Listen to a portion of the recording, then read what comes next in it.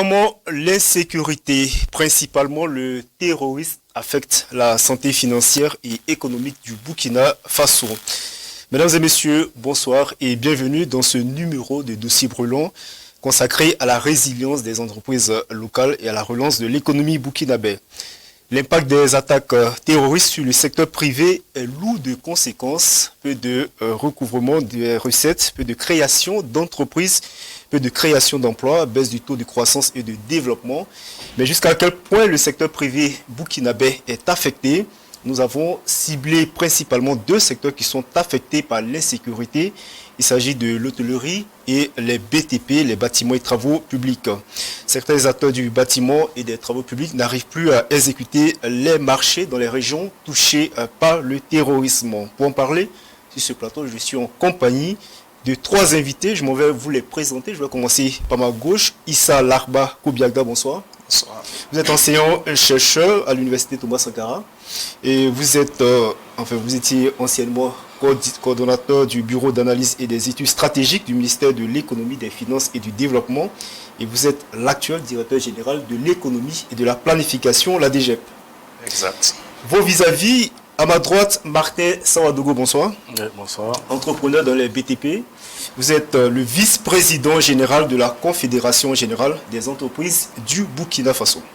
Merci. Et tout juste à côté de vous, le professeur Idriss Mohamed Ouedraogo, bonsoir. Bonsoir. Économiste et président du comité directorial du Centre Formation, Orientation et Recherche pour la gouvernance économique, Forge Afrique. Merci à vous trois d'avoir répondu présent à notre émission. Alors, je m'avais posé la question au DGEP, le directeur général de l'économie et de la planification. Si je vous demandais quelle est la santé financière et économique du Burkina Faso, que répondirez-vous? Alors, merci beaucoup pour cette invitation. Alors, pour ce qui est de la santé économique et financière, on peut dire que l'économie burkinabé, malgré les multiples chocs, démontre toujours donc qu'elle a une capacité de résilience. Nous avons un taux de croissance qui est attendu pour 2022, parce qu'on n'a pas encore les chiffres définitifs, de l'ordre de 2,7, ce qui est bien sûr donc en nette régression par rapport donc aux ambitions affichées en janvier. Mais du reste, la croissance demeure positive. Et bien évidemment, certains secteurs sont un peu plus ou moins en décélération, mais de façon globale, l'économie semble donc supporter les coûts, parce que là, vous avez des effets conjugués.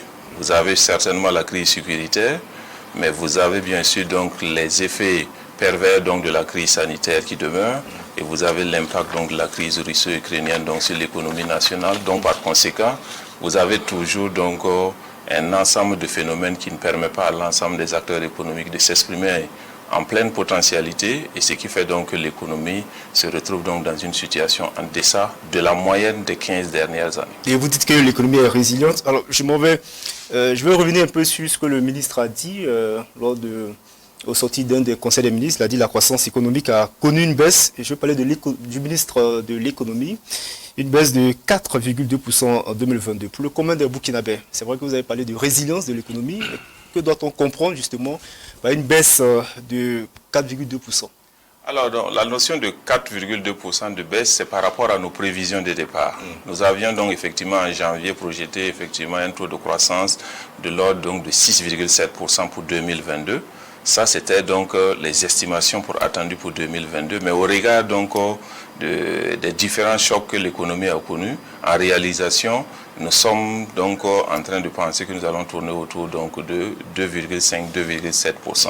Et cette situation, c'est toujours de la croissance positive. Seulement, le niveau donc de croissance, en termes donc de performance, la performance est moindre. Nous avons une décélération, mais nous n'avons pas une baisse de la croissance. La baisse annoncée par Monsieur le ministre, c'est entre donc les prévisions initiales et la réalisation avec le dernier cadrage de décembre. Et on a toutes les raisons d'être optimiste, professeur Idriss Ouedraogo? Être optimiste, je ne dirais pas, tout simplement parce que il était effectivement prévu une croissance relativement élevée, à 6%, je crois, qui était estimée être plus importante que celle de l'année antérieure. Et on observe que ce qui est attendu, c'est 2,5%, et à peu près. Il est évident que, en fait, ce qu'on espérait n'est pas là. Et là, ça indique un problème relativement important. Et comme il a indiqué, il y a un certain nombre de facteurs qui expliquent cela. Et à mon avis, ces facteurs demeurent toujours. On a toujours un problème d'insécurité. Et les effets pervers de la crise sanitaire sont toujours là. Et ça peut rebondir. Nous avons aussi, en fait, la guerre en Russie, de la Russie contre l'Ukraine qui continue. Et les prévisions actuelles du FMI et des institutions internationales, ils estiment que si ça continue, il y a des risques que nous entrons dans une récession au niveau donc, du monde. Et je crois que le Burkina Faso n'échappera pas à cela. Et donc l'optimisme doit être très mesuré. Très mesuré. Alors, les raisons, vous les avez avancées, hein, la crise sécuritaire, les raisons également exogènes, les tensions politiques, géopolitiques mondiales. Savadogo Martin Tenga, est-ce que vous, en tant qu'entrepreneur, vous comprenez un peu la situation, les raisons qui sont avancées? Alors, disons que moi, je ne rentre pas dans les définitions académiques ou bien internationales de l'économie. Moi, je regarde plutôt les éléments concrets. Parce que, en termes d'économie, il y a 3 marchés. Il y a le marché des biens et des services, il y a le marché du travail et il y a le marché des capitaux. Donc, si on regarde le marché des biens et services, le marché est en berne. Quand on regarde le marché du travail, ce n'est pas une crise conjoncturelle, mais c'est une crise structurelle. Récemment, vous avez vu, quand on a lancé le concours, je pense que c'est l'année passée ou l'année surpassée, il y avait plus de 2 ou 3 millions de candidats pour à peine 5 000 ou 10 000 places. Donc, tant qu'on va rester toujours dans les critères internationaux, sans rentrer dans le fond du problème, on serait toujours en train de faire du saupoudrage. En même temps, est-ce que ce n'est pas une situation globale que la DGEP, enfin, je veux dire... non, ça c'est une situation que l'ensemble de nos pays africains vivent depuis les indépendances. Nous ne sommes pas dans des économies qui créent des richesses. Ce qui fait que, vous voyez, l'État emploie à peine 100 000 fonctionnaires et actuellement nous avons plus de 5 millions de Burkinabés qui sont au chômage. Et quand vous avez une économie qui se présente ainsi, on ne doit pas parler en termes de croissance de 1%, 2%. Ce n'est pas significatif. Le Burkina, véritablement, doit aller à des croissances à 2 chiffres. Et sur une longue période, pour que nous puissions résorber ces taux de chômage-là. Et du reste, est-ce que les raisons qui sont avancées aussi n'expliquent pas cela, les raisons sécuritaires? Non, c'est pas... L'instabilité politique? Non. Cette situation-là date d'avant l'insécurité politique, l'insécurité nationale. Okay. C'est une situation structurelle. C'est une situation structurelle, malheureusement, qu'on refuse d'analyser de par ses causes. Tant qu'on ne sera pas en mesure d'analyser... Quand vous dites qu'on refuse d'analyser, vous parlez des gouvernants, vous parlez de... Non, je parle même du principe de fonctionnement de notre économie en Afrique. Quand vous regardez par exemple un pays comme la Côte d'Ivoire à côté, ils sont à un budget de 11 000 milliards. Nous au Burkina, on est en train de caracoler avec à peine 3 000 milliards. Et ça la majeure partie des recettes du budget de l'État proviennent du fisc et de la douane, la majeure partie. Au Burkina. Au Burkina. Et ça, ce sont les commerçants, les entrepreneurs qui alimentent ces recettes-là. Donc, quand ça ne tourne pas au niveau de ces secteurs-là, il va de soi que non seulement il n'y a pas création d'emplois, et il n'y a pas également création de biens. Je crois que vous êtes en plein dans le sujet, mais on va revenir. Issa Larba, est-ce que vous le comprenez dans ce qu'il dit? Il y a des aspects pour lesquels il faut davantage relativiser. Certes, il y a des aspects pour lesquels nous sommes en phase donc, avec M. Savadogo. Mais déjà, pour ce qui est donc des statistiques que vous donnez, il y a des statistiques qu'il faut effectivement peut-être nécessairement apporter quelques corrections. Déjà, pour l'effectif de la fonction publique, c'est plus de 200 000 agents. Maintenant, également, lorsque vous prenez une situation en termes de postulants d'emploi et de candidats, il y a une différence à faire. Parce que pour le même candidat, vous pouvez avoir donc l'individu qui postule à 10 concours. Donc, lorsque vous observez, donc, on dit il y a environ 3 millions donc, de personnes qui ont postulé, ce n'est pas 3 millions systématiquement. Les mêmes personnes peuvent avoir postulé plusieurs fois. Mais les choses sur lesquelles on est d'accord, effectivement, c'est que, de façon générale, ce n'est pas le cas du Burkina Faso, les budgets donc, des États sont constitués donc, des recettes. Et les recettes, c'est à la fois, effectivement, les recettes de porte, et bien sûr, donc, les recettes internes. Et ce qui crée de la valeur, c'est le secteur privé. Et nécessairement, l'État crée donc des conditions pour permettre à ce secteur privé-là de créer de la valeur. L'un dans l'autre, c'est comme un mécanisme d'entraide entre l'État et le secteur privé pour que le mécanisme d'ensemble puisse créer de la valeur. Bon, en même temps, si je l'ai bien compris, l'un des reproches qu'il fait, c'est que les États africains, notamment le Burkina Faso, ne pensent pas structurellement l'économie. Non, il y a, dans la question de la transformation structurelle de l'économie, on y intègre effectivement beaucoup de politiques qui ont vocation à modifier la situation de l'économie telle qu'on la constate aujourd'hui. Mais il y a aussi donc des chocs qui font de telle sorte que les politiques peuvent être très bien pensées, les ressources peuvent ne pas être disponibles au moment indiqué, ce qui ne permet pas toujours effectivement un meilleur attelage pour arriver à une bonne transformation de l'économie. Quand vous prenez le secteur privé national, vous constaterez certainement que l'industrie a une part relativement infime, alors que l'industrie crée plus d'emplois que l'activité, par exemple, genre commerciale. Vous avez également aussi donc des emplois qui sont considérés comme des emplois informels, parce que rentrer dans le secteur informel permet aussi à certains acteurs, soit donc de survivre, soit donc de se camoufler par rapport à ce que nous appelons derrière le fisc, mais on élargit donc une base d'emploi, en trouvant donc des modalités essentielles. Mais il y a aussi que le capital détenu donc par les individus étant relativement faible et les conditions d'accès, souvent au financement, font que l'informel devient par conséquent une obligation et non une option donc pour l'individu. Okay. Mais nécessairement, même si vous prenez les économies développées, ce n'est pas les emplois publics qui sont les plus importants, c'est surtout donc les emplois du secteur privé. Okay. Et donc nécessairement, ici dans le cas du Burkina Faso, même si le budget, on le compare à la Côte d'Ivoire, les potentialités de l'économie ne sont pas les mêmes. Okay. Nous ne pouvons pas avoir forcément donc le même budget, mais affirmer sous l'angle donc de la performance économique, elle est effectivement en berne, cette performance économique, parce que le secteur privé ne se porte pas très bien. Et si le secteur privé ne se porte pas très bien, ça veut dire que l'État a de moins en moins de possibilités de mobiliser des ressources, même si ces dernières années, quand même, là, il y a eu toujours une progression à travers les innovations qui ont été introduites donc, au niveau du ministère.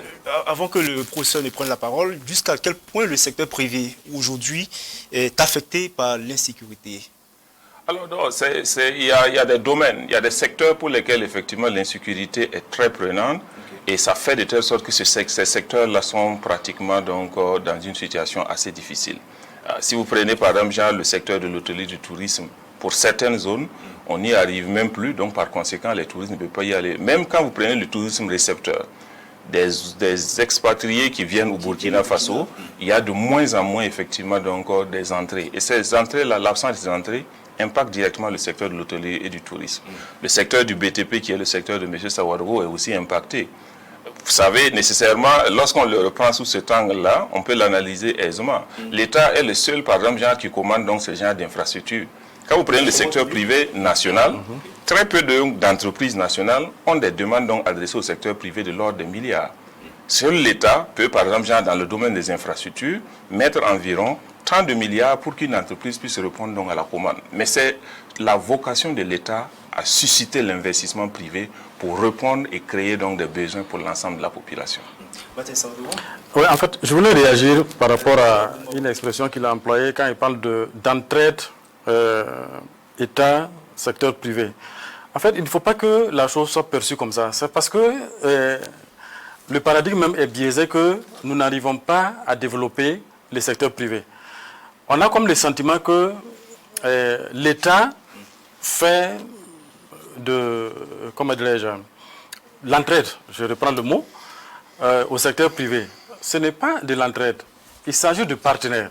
Et comme vous l'avez si bien relevé, s'il n'y a que 200 000 fonctionnaires sur une population de 20 millions d'habitants, alors vous voyez aisément que le reste de la population vit et est entretenu par le secteur privé.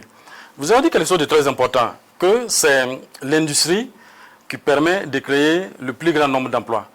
Malheureusement, pour développer cette industrie-là, il faut des capitaux, c'est-à-dire des devises. Et malheureusement, le Burkina, d'abord, la monnaie que nous avons, ce n'est pas une devise, le franc CFA n'est pas une devise. Et pour avoir des devises, il faut exporter des biens ou des services pour avoir ces devises-là. Et encore faut-il que, même quand on exporte, nous ne recevons pas les devises, mais nous recevons encore des francs CFA.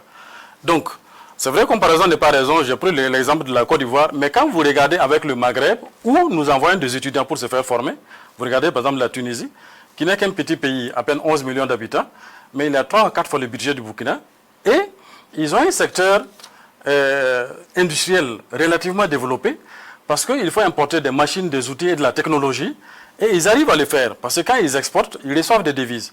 Donc je dis bien que c'est un problème structurel, et tant qu'on ne va pas aller dans la résolution de ce problème structurel-là, on serait toujours en train de caresser, ou du moins de se caresser dans le sens de poil. Malheureusement, c'est une bombe à retardement. Parce que si vous reconnaissez qu'il y a, en fait, même si les gens postulent à 10 concours à la fois, c'est une preuve qu'il y a réellement un problème d'emploi.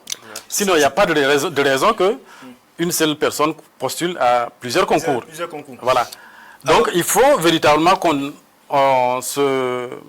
table sur le développement du secteur privé.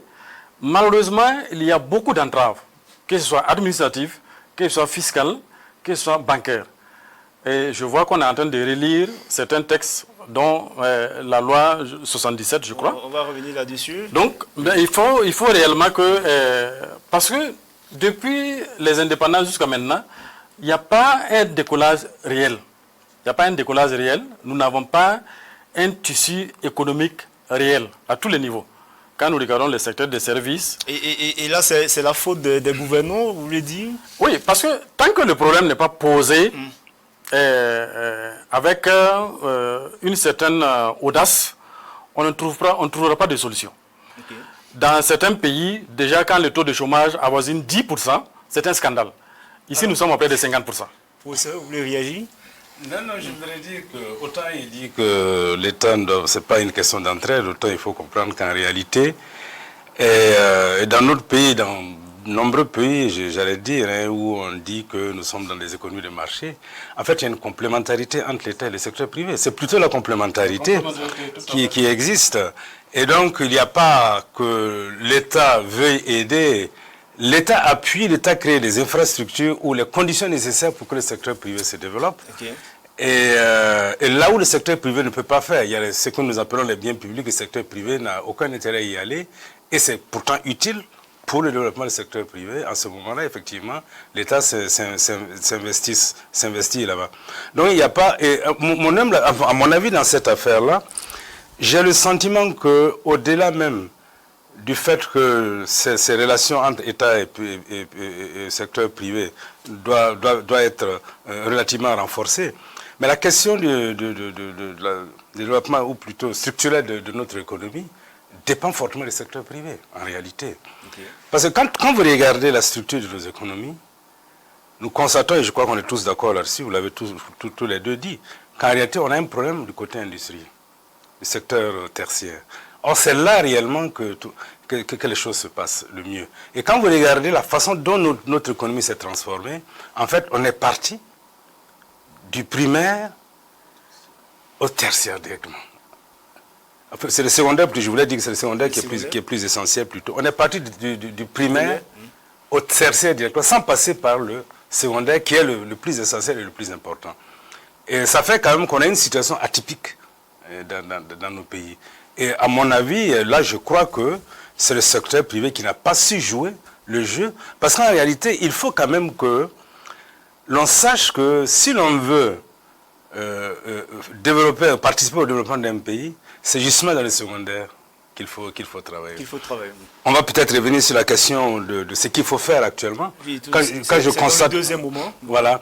Quand je constate que, par exemple, nous sommes dans une situation où il y a des opportunités qui peuvent, en dépit de la situation qu'on a, qui est difficile, dans d'autres pays, il y a eu des choses comme ça, il y a des opportunités qui ont été créées. On ne peut pas le faire, nous, parce qu'on n'a pas anticipé. Anticipé, Donc, ok. voilà.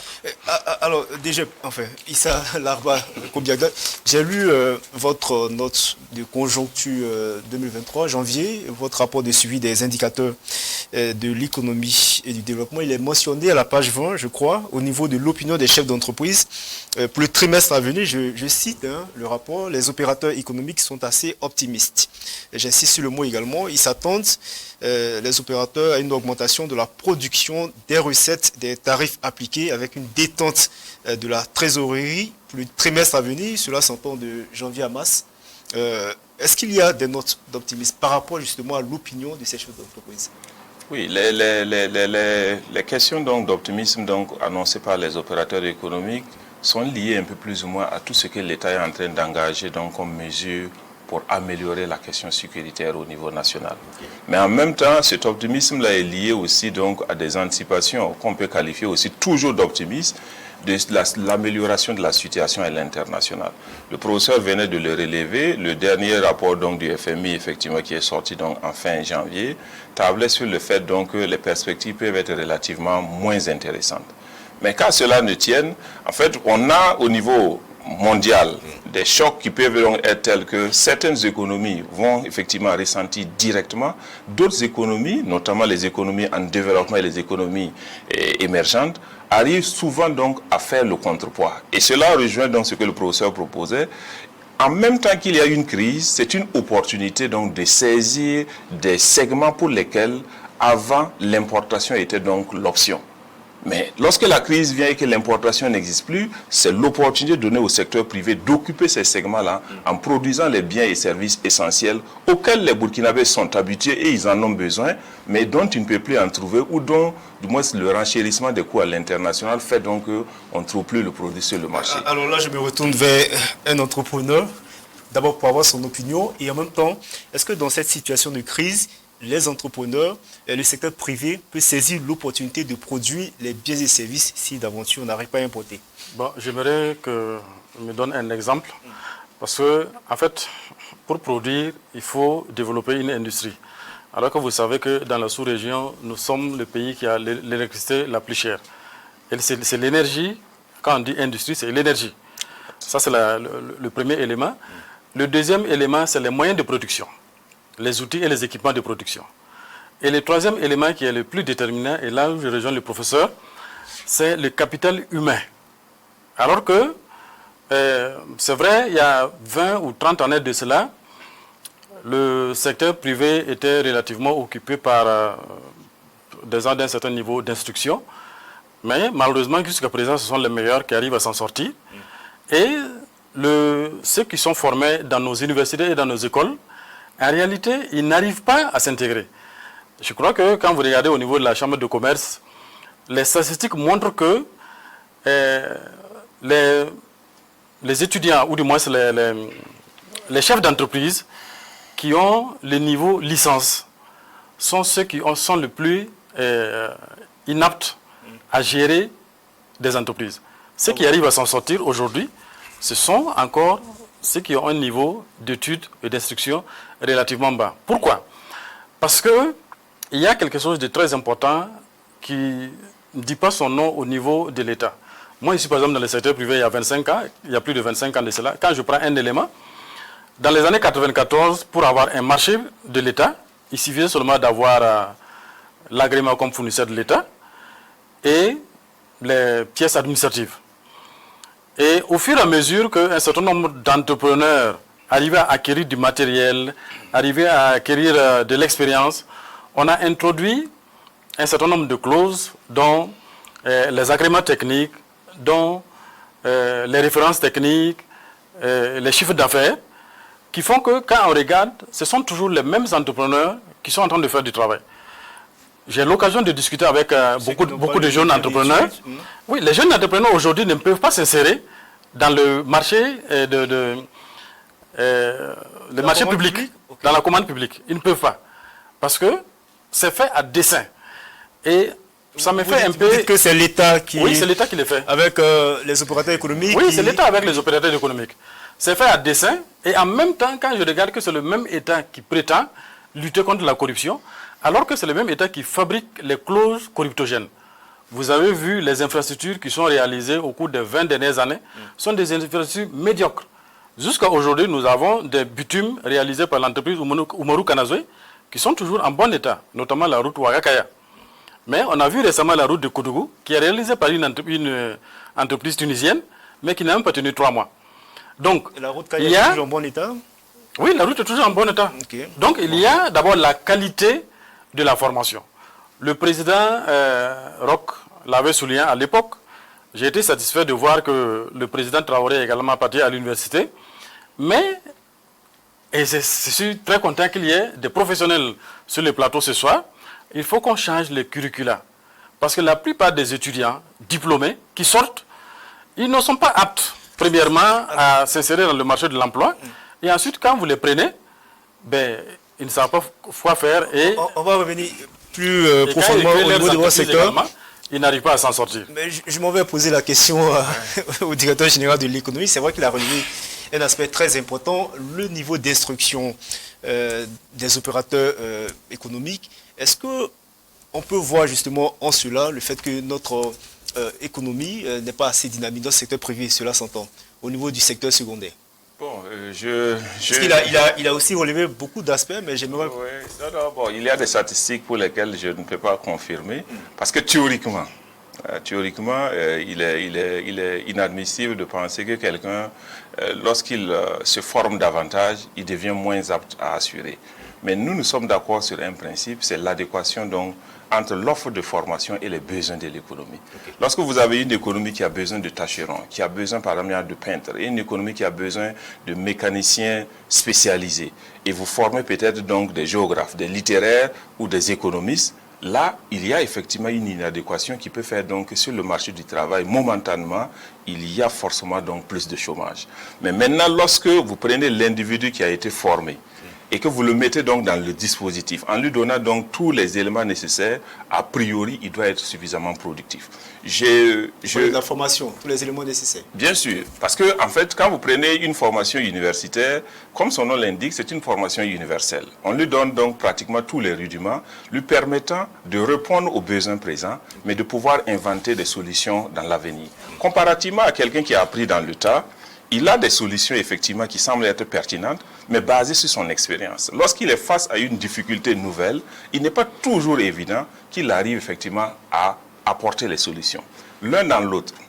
Si vous comparez effectivement les plus jeunes aux plus anciens, nécessairement, il y a certainement le capital financier disponible qui rend peut-être donc les plus anciens potentiellement plus aptes à trouver donc d'autres mécanismes pour s'en sortir face donc à des chocs. Ce n'est pas une question de niveau d'instruction. Comparativement aux jeunes, vous savez que lorsque vous prenez un jeune qui a juste donc le capital minimum pour démarrer une activité, il suffit d'un choc exogène et il n'a plus la possibilité de retrouver un financement pour lui permettre donc de poursuivre son activité. Comparativement à celui qui a accumulé peut-être sur 10 ans, 15 ans et qui a une bonne relation historique avec la banque est prête peut-être donc à l'accompagner comparativement aux jeunes. Donc il y a un ensemble de facteurs qu'il faut mettre en jeu pour ne pas dire par exemple le jeune entrepreneur est dans telle posture ou dans telle autre posture. Deuxième chose que je voudrais souligner, c'est l'aspect lié au fait donc que l'État crée les conditions pour à la limite donc fermer la possibilité aux jeunes entreprises d'avoir accès au marché public. Je ne pense pas que cela soit vrai. Les conditions sont telles que effectivement l'État a besoin d'un certain nombre donc de gages avant d'engager la ressource publique. Vous savez que lorsque vous êtes un ordonnateur donc, du budget de l'État, pour certaines décisions, vous êtes responsable jusqu'à votre 4e génération. Ça veut dire que si vous commettez des erreurs, vous, vos enfants, vos petits-enfants sont redevables devant l'État. Donc sur ces questions-là, on a besoin donc de prendre de la prudence. Nous agissons au nom donc de l'intérêt public. Donc, ces mesures de prudence-là peuvent s'avérer donc comme des conditions difficiles pour des jeunes entrepreneurs d'y accéder. Mais l'État est en train de trouver donc des mécanismes où les gens peuvent aller effectivement en groupement. Et c'est ce mécanisme-là qui a fait qu'il y a des conventions, par exemple, genre avec la Chambre des métiers d'artisanat, pour les permettre de produire un certain nombre de biens. Parce qu'aller individuellement, les acteurs-là ne peuvent pas répondre à la commande publique. On préfère les organiser pour les amener effectivement à produire un certain nombre de biens pour lesquels l'État a besoin. Alors, je m'en vais poser autrement la question au professeur Mohamed Idrissa Ouedraogo. Est-ce que le niveau d'instruction tire le secteur privé vers le bas ou le met dans des situations statiques? Non, en fait, je ne dirais pas, je ne mettrais pas un lien direct comme ça entre niveau d'éducation, fait de formation et performance dans une entreprise. Bon, comme il a si bien dit... Enfin, je pose la question parce que vous l'avez relevé, tout comme le directeur général de l'économie. On est allé du primaire au tertiaire tout en oubliant justement le secondaire. Est-ce que le niveau d'instruction joue ou a peut-être joué justement dans cette situation-là? Ah oui, non, là, dans ce sens, non, je pense que réellement, il est plus facile pour nos économies, je crois qu'il a cité par exemple le cas du secteur informel, pour nos agents de se retrouver par exemple à faire du commerce, parce que ça demande moins de capitaux, et on peut aller s'asseoir très rapidement. Enfin, un certain nombre d'activités du secondaire sont relativement plus facilement accessibles. Pendant que vous savez que le tertiaire, ça mobilise beaucoup de ressources, ça mobilise beaucoup de capitaux et beaucoup de capacités, j'allais dire, humaines pour pouvoir donc mettre ces activités en œuvre. Maintenant, est-ce qu'il y a un lien direct entre la formation? Il est évident que quelqu'un qui est formé et qui, de fait, c'est ce qu'il a dit, s'il n'y a pas une véritable adéquation entre nos formations à nous et ce qui est demandé sur le terrain. Mais c'est qu'il y a quelqu'un qui décide de se lancer dans l'entrepreneuriat, il est obligé, sa formation à l'université ne permet pas réellement de pouvoir être un bon entrepreneur. Okay. Il y a beaucoup de choses à faire, il y a beaucoup de choses à apprendre qu'on n'apprend pas à l'école. Et là, je suis tout à fait d'accord avec lui en ce moment-là.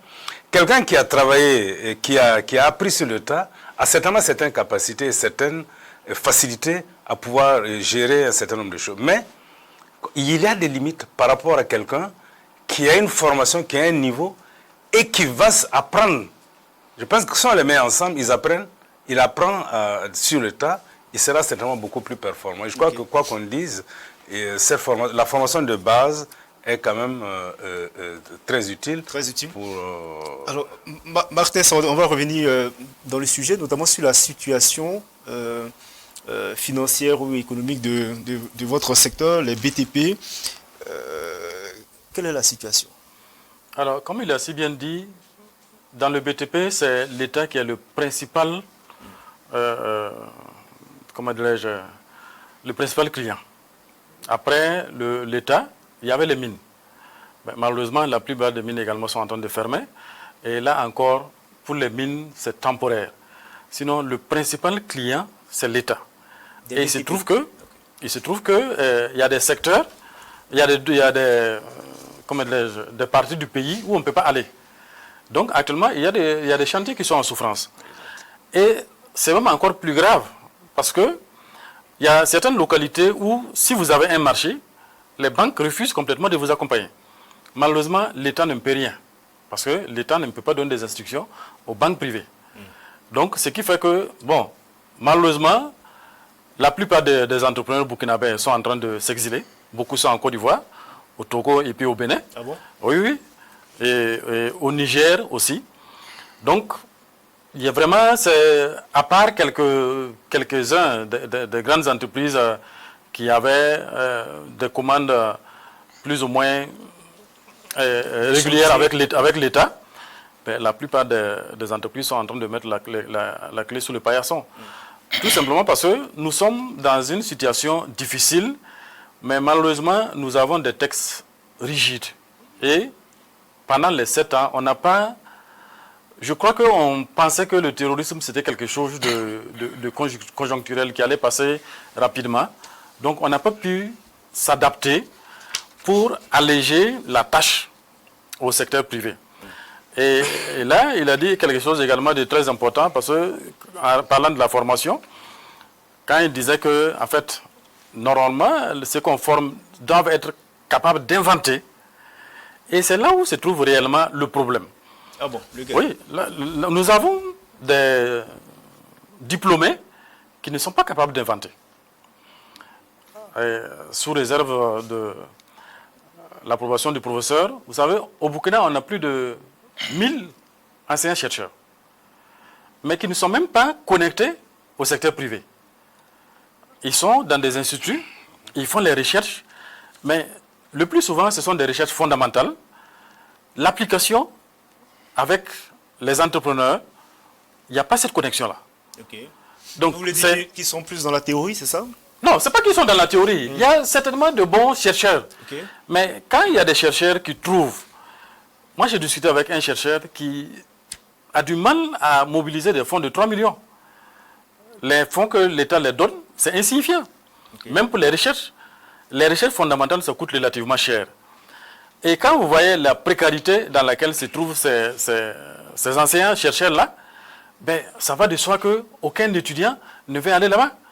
Les gens, quand ils quittent, quand ils ont leur diplôme, ils préfèrent regarder les entrepreneurs qui ont des V8, ils préfèrent se lancer là-bas que d'aller se former auprès de ces enseignants chercheurs-là. Comme on a un professeur, un ancien chercheur, on va lui donner la parole.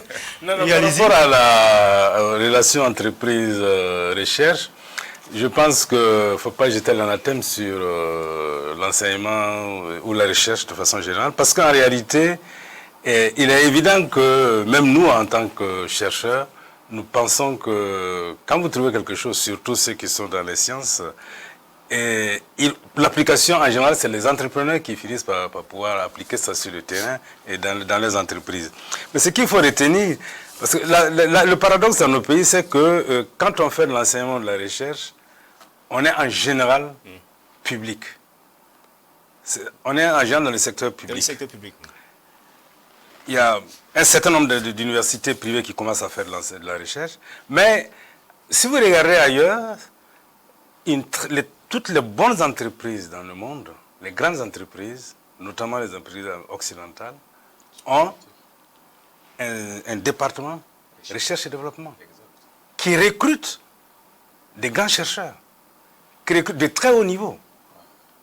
J'ai vu aux États-Unis, les gens font des PhD, des doctorats, soit pour enseigner, soit pour aller dans les entreprises. Et parfois, ils font la navette. Ils quittent l'enseignement pour aller vers les entreprises et ils reviennent éventuellement. Voilà, ils font de la recherche. Et les plus grandes entreprises, d'ailleurs, sont soutenues par le secteur privé. Exactement, merci. La recherche, effectivement, dans ces pays-là, est généralement soutenue par le secteur privé. Là, il y a cette adéquation, il y a ce type de relation qui n'existe pas dans nos pays. Je pense qu'en réalité, c'est malheureusement la façon dont les choses sont structurées dans nos pays qui pose le problème. Je voudrais aussi revenir sur... C'est que de son secteur, parce qu'il a parlé aussi de textes rigides par rapport à la situation qui perdure, la situation sécuritaire. Non, mais il est évident que, bon, justement, je revenais quand il a indiqué qu'il y a certains qui sont exilés. Mais c'est vrai que la situation, je pense qu'il y a beaucoup plus la question sécuritaire qui peut expliquer cela. On a vu ou le climat socio-politique, de façon l'instabilité politique, qui peut parfois expliquer cela. On a vu, sous la révolution, les gens sont partis. Ils sont allés nombreux au Togo, ils sont revenus. Et par contre, c'est ce sur lequel je suis tout à fait d'accord avec lui, c'est la question, effectivement, je pense que les textes sont rigides dans nos pays. Et mieux, au-delà de la rigidité des textes, le secteur privé, enfin, le secteur public ou les agents du secteur public qui doivent mettre en œuvre ces textes, moi personnellement j'ai le sentiment qu'ils pensent que l'entrepreneur ou le gars du secteur privé qui est en face est une sorte de concurrent. Exactement. Or c'est tout à fait, comme je l'ai dit aussi, ils doivent compléter, ils doivent les accompagner. Prenez le cas des impôts. Il ne peut pas venir dans une entreprise sans retrouver quelque chose à redresser. Quel que soit ce que tu fais. Ah bon. Il vous dit qu'il ne peut pas répartir. S'il repart sans redresser, son patron va lui poser des questions. Donc, il faut trouver quelque chose. Là, je pense que là, malheureusement, c'est cet accompagnement qui manque. Okay. Je suis en train de vivre une situation, par exemple, où tu fais une étude, le secteur public, celui qui a commandité l'étude, a posé un problème pour que l'étude soit en retard. Il y a eu des retards et les retards étaient en partie dus à lui. À la fin de l'étude, on vous dit il y a des pénalités. Vous essayez d'expliquer en vain. Ils disent que j'applique les textes.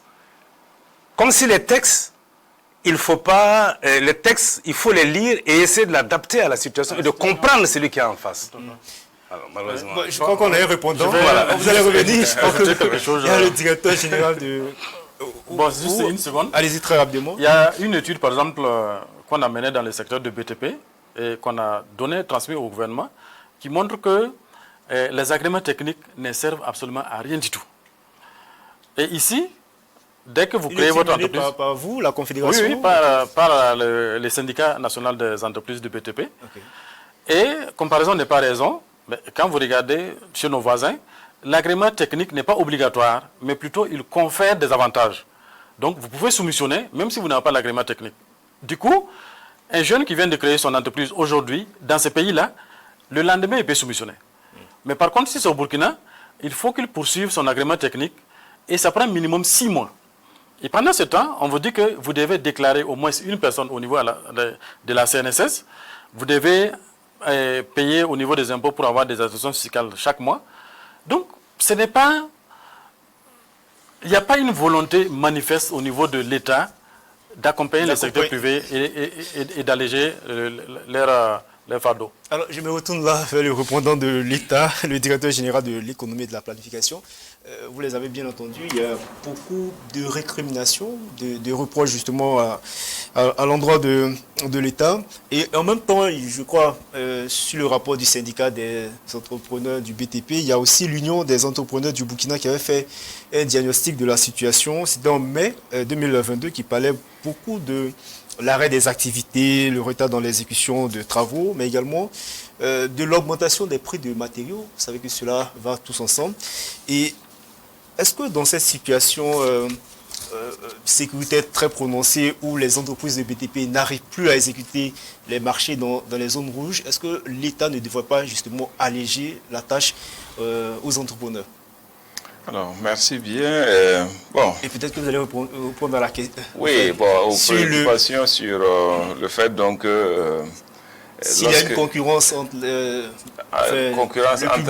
public et le privé, je ne pense pas. A priori, non. A priori, non. Maintenant, il peut arriver effectivement que des agents publics utilisent leur position d'agent public pour créer effectivement des formes donc, de compétition non saine. Mais ça, ce n'est pas l'administration. Je veux ici seulement faire la distinction entre l'agent et bien sûr l'administration. Parce qu'on peut, comme il faut aussi on le trouve dans le secteur privé, on a des acteurs du secteur privé indélicats, on trouvera certainement aussi des agents publics qui peuvent donc se positionner donc dans ce sens. Donc l'idée derrière, c'est que l'agent public, notamment celui des impôts, il agit sur la base effectivement d'un certain nombre de textes qui encadrent donc sa fonction. Et lorsqu'il parle donc, il est venu pour, par exemple, examiner, en règle générale, pourquoi on pense toujours que quand on arrive, on doit forcément trouver quelque chose? Bon, on arrive aussi avec quand même de l'information. On ne vient pas sans information. On vient parce qu'on détient une information qui nous amène effectivement à y aller. Et lorsqu'on y arrive, mais ça aussi, si le professeur comme M. Sawadgo veulent bien l'attester, ce n'est pas toutes les entreprises qui sont aussi effectivement donc, dans la logique du civisme fiscal. Il y a également que du côté de l'administration, on sait que les conditions sont telles que certaines entreprises préfèrent donc détenir 2 à 3 types de bilans d'état financier. Il y a les états financiers qu'ils présentent toujours à l'État, qui montrent donc des situations difficiles. Il y a des états financiers qui sont beaucoup plus reluisants, qu'ils présentent peut-être donc à leurs partenaires financiers, espérant donc avoir des financements. Mais ce sont des choses qui finissent toujours par rattraper l'entreprise. Okay. Voilà, ça finit par rattraper l'entreprise parce que ça n'apporte pas. L'idée pour nous, c'est qu'il y a des possibilités lorsque vous pensez que vous avez été victime, par exemple, d'une situation particulière du fait de l'agent public, de pouvoir effectivement faire une pétition et de poursuivre et de rechercher effectivement comment on peut trouver la meilleure solution. Au demeurant, l'État met en œuvre un certain nombre de conditions pour faciliter l'existence, la création, le développement des entreprises. Et quand je dis cela, il y a des mesures qui existent, qui permettent donc d'accompagner. On a un certain nombre de codes qui donnent un certain nombre de facilités aux entreprises pour pouvoir s'installer, pour pouvoir donc produire. Et il y a même que pour certaines entreprises qui sont réellement en difficulté, avec des preuves effectivement vérifiables, des reports peuvent être donnés en termes de paiement donc de leurs impôts. Mais il faut déjà que ce soit une entreprise qui avait donc fait même par le passé sa preuve donc de la citoyenneté. Alors pour ce qui est des BTP. Oui. Pour ce qui est des BTP, les zones rouges où ces entreprises n'arrivent pas. Ça c'est un cas particulier. Ça, je suis d'accord avec M. Sawadogo. Vous avez des entreprises qui n'arrivent pas à exécuter, par exemple, genre un marché. Généralement, derrière cela, l'État également aussi a donc engagé déjà peut-être des ressources. Il y a des cas où nous sommes endettés. Les prêts courts, on doit payer effectivement donc auprès des partenaires techniques et financiers auprès de l'instant endetté, mais on constate manifestement qu'on ne peut pas réaliser l'infrastructure. Si vous prenez un peu donc dans la zone de l'Est, on a des infrastructures comme ça qui sont en souffrance. Ouais. Ce n'est pas de la volonté de l'État, ce n'est pas aussi donc du fait de l'entreprise, mais les deux acteurs doivent trouver le mécanisme opératoire qui permet donc que l'entreprise puisse toujours survivre et pouvoir donc répondre. Maintenant, quant aux entreprises qui choisissent donc de s'exiler, c'est comme le professeur l'a dit, on peut considérer cela comme étant effectivement donc des bouées de sauvetage que ces entreprises la recherchent. En décidant peut-être donc d'aller peut-être en dehors du territoire, ils peuvent trouver donc d'autres opportunités plus facilement. Mais on sait que pour les grands contrats aujourd'hui, on n'a pas forcément besoin d'être sur son territoire. On peut rester au Burkina et soumissionner à des marchés en dehors du territoire. Ça, c'est des possibilités qui existent. Au niveau de votre département, est-ce qu'il y a eu un annuaire statistique de ces entreprises qui sont allées voir ailleurs du fait de l'insécurité? Non, ça c'est surtout donc le ministère du Commerce donc, qui porte un peu donc, toutes ces statistiques-là à l'attention, généralement en collaboration avec donc, la Chambre de commerce. Okay. Mais l'État, derrière effectivement ces difficultés, crée donc des mécanismes donc, de soutien. Vous entendez souvent parler donc de dépenses fiscales. Bon, on parle donc d'exonération et ainsi de suite, qui sont aussi des facilités que l'État met à côté pour susciter l'investissement au niveau donc, du secteur privé.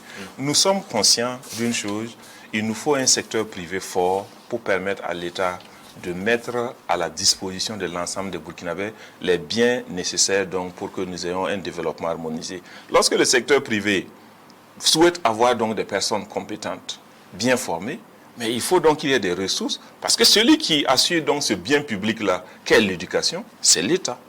Donc il faut bien sûr que l'État ait les ressources pour pouvoir donc construire donc des hôpitaux, construire donc des centres de formation, construire des universités pour que le secteur privé vienne donc chercher les meilleures compétences en bonne santé pour pouvoir les permettre de faire suffisamment de chiffre d'affaires et de bénéfices. Alors, avant de vous donner la parole, j'aimerais vous inviter ainsi que les téléspectateurs à suivre un extrait du Conseil des ministres de ce mercredi 8 février, lors duquel le ministère chargé de l'économie a pris deux importants décrets. A adopté un décret portant création de l'agence de promotion de l'économie communautaire. L'idée, c'est de faire en sorte que les énergies puissent être canalisées vers une initiative qui permette à tous les acteurs qui veulent apporter quelque chose dans l'économie communautaire à travers des contributions diverses, de pouvoir le faire. Aujourd'hui, nous avons des initiatives liées à l'actionnariat populaire, des personnes qui veulent investir. Il faut mettre en place un cadre organisé, un cadre qui permet donc de porter ces initiatives-là, de faire en sorte que les personnes qui veulent investir dans des domaines comme le domaine agricole, comme les domaines agro-industriels et tout cela, qu'il puisse y avoir un cadre qui facilite les actions, de sorte que ces initiatives-là puissent permettre aux Burkinabés partout où ils se trouvent de pouvoir eux-mêmes contribuer à leur développement à travers des initiatives qui sont appelées initiatives communautaires pour des investissements sociaux. Des investissements qui vont permettre véritablement d'apporter un plus dans les domaines agro-industriels et c'est cela qui va nous conduire à un développement endogène. Et nous sommes très engagés sur cette question et nous accompagnerons toutes les initiatives dans ce sens. Et cette agence qui a été créée pourra être l'agence qui va travailler à promouvoir toutes ces actions pour qu'au final, on puisse avoir une économie communautaire qui contribue au développement économique et social du Burkina. Le deuxième décret porte allègement des procédures de passation de marché. Il est évident que dans une situation comme celle que nous vivons, il y a des cas où on ne peut pas aller avec toute la lourdeur qui ralentit les actions. Donc nous avons besoin d'aller vite sur certaines questions, nous avons besoin d'être plus efficaces. Et pour cela, il a été prévu une relecture du décret portant procédure de passation des marchés pour alléger les contrôles a priori, mais renforcer davantage les contrôles a posteriori pour faire en sorte qu'on puisse arriver à réaliser des infrastructures dans un délai assez raisonnable, mais de façon très efficace, mais que derrière, il puisse y avoir un contrôle pour permettre de faire en sorte que les intérêts de l'État soient sauvegardés. Donc de façon générale, ce qui se passe, c'est que nous allons relever les seuils pour les types de procédures, que ce soit en entente directe, cotation, demande de prix et autres. Donc cela va nous permettre d'aller plus vite sur certaines questions. Et nous avons également prévu dans cette disposition de définir les types d'urgences pour lesquelles on peut passer donc par les procédures d'entente directe, ce qui permettra de faire en sorte que nous puissions réaliser nos opérations dans les délais raisonnables et bien sûr de façon efficace. Retour sur ce plateau avec mes invités. On vient d'écouter le ministre de l'économie, des finances et de la prospective, Aboubakar Nakanabo, qui parlait évidemment de ces deux décrets. Le premier qui porte création de l'agence de promotion de l'économie communautaire et le deuxième décret qui porte allègement des procédures de passation des marchés. Alors, il s'agira, comme il a dit, d'une relecture du décret portant procédure de passation des marchés pour alléger les contrôles a priori, mais renforcer davantage les contrôles a posteriori afin de permettre la réalisation des infrastructures dans un délai assez raisonnable. Martin Sawadou, c'est quand même une bonne nouvelle pour vous, les entrepreneurs? Oui, bon, c'est relativement une bonne nouvelle parce que... Relativement? Oui, relativement. Parce que déjà, s'il y a eu la volonté de créer l'agence de promotion de l'économie communautaire, l'économie communautaire, c'est parce que dans le cadre de la BCEAO, il y a trop de réglementations. Il y a trop de réglementations qui ne permettent pas à un certain nombre de personnes de s'associer pour la création d'une SARL ou d'une SA. Parce qu'à partir d'un certain nombre d'actionnaires ou selon les canaux que vous utilisez pour faire les publicités, on peut considérer que c'est un appel public à l'épargne. Et c'est relativement difficile. Alors qu'il faudra également qu'on aille vers l'association d'un nombre assez important d'acteurs pour créer des sociétés. Donc à ce niveau, c'est déjà une bonne chose. Okay. Et au deuxième niveau, pour la relecture du décret portant réglementation allègement des passations, la commande publique, voilà. Non seulement il y a la loi 039, je crois, et il y a également les décrets d'application qu'il faut lire dans leur ensemble. Mais il faut aller même au-delà, parce que, en fait, au Burkina, les textes sont imbriqués. Il y a les textes portant création des tribunaux administratifs, il y a les textes portant création des tribunaux commerciaux, il y a les textes portant création de l'autorité de régulation de la commande publique. L'ensemble de ces textes-là doivent être relus ensemble. Sinon, parfois, il y a des déphasages et il est déjà arrivé qu'il y ait même des contradictions entre le décret et la loi elle-même. Ah bon? Oui, il y a eu des cas. Ça arrive souvent. Okay. Donc, ce serait bien également d'associer les acteurs au lieu de chaque fois se contenter de l'administration qui met en place des cellules de réflexion. Quand vous faites la même chose depuis des décennies et ça ne marche pas, il faut changer de façon de procéder.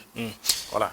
Alors, on va revenir à vous, professeur, très rapidement, sur les décrets qui ont été pris au Conseil des ministres de ce mercredi 8 février, mais également sur comment, par rapport à ces deux secteurs dont on a fait cas dans cette émission, les BTP et l'hôtellerie qui subissent l'effet pervers de l'insécurité, quel levier actionner justement pour permettre à ces entreprises-là d'être résilientes et de relancer quand même leurs activités?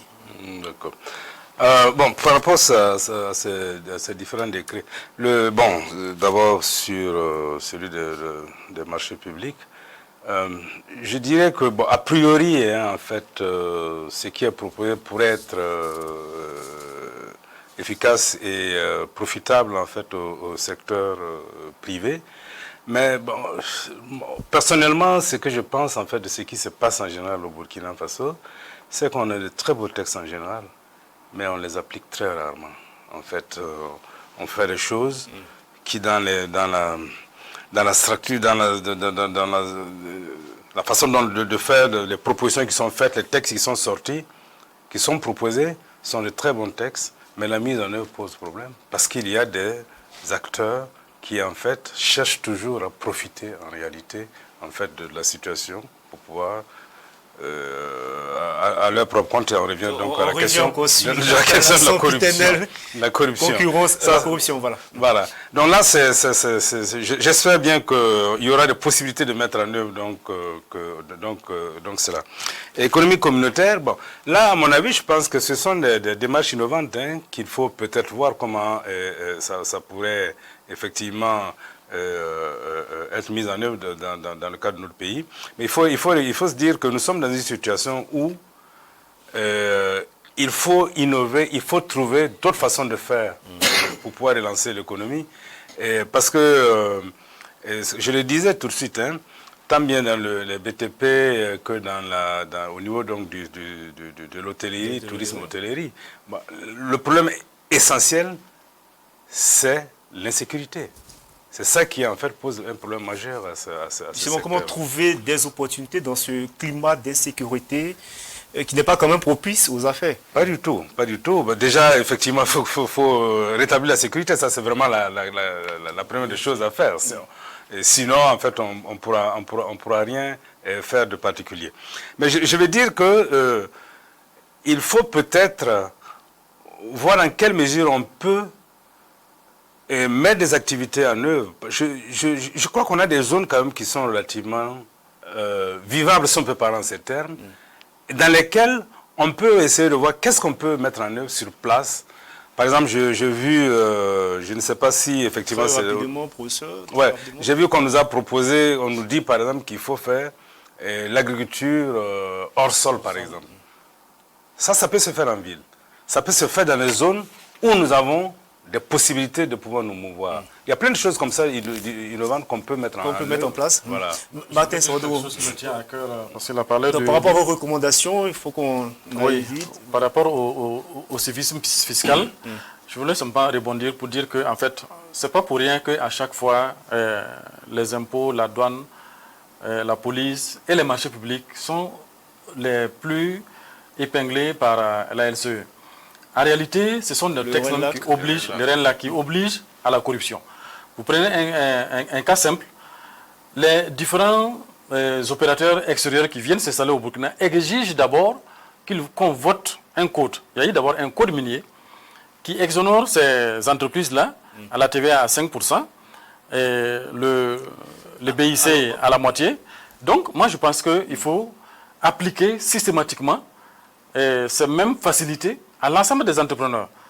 Je trouve quand même que ce soit aberrant que dans un pays... Ce qui est dans le climat d'insécurité. Oui, voilà, ça allait permettre de baisser de façon drastique le niveau de la corruption. C'est une proposition. Et permettre également aux entreprises d'avoir un souffle nouveau. Mais le dernier point que je voulais dire, les RCCM par exemple, comme son nom l'indique, c'est le registre de commerce et de crédit mobilier.